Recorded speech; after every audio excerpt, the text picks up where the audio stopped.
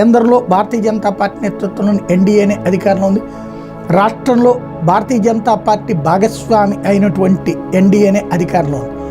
అయితే హిందువులకు సంబంధించిన ఈ పోరాటం ఇప్పుడు చేయాల్సినటువంటి అవసరం ఏమొచ్చింది? దేశానికి స్వతంత్రం వచ్చి 77 సంవత్సరాలు పూర్తయినా భారతదేశంలో స్వతంత్రంగా తమ ఆలయాలను తాము నిర్మించుకోలేకపోతున్నటువంటి పరిస్థితి, దురదృష్టము కేవలం హిందూ సమాజానికే ప్రాప్తిస్తోంది.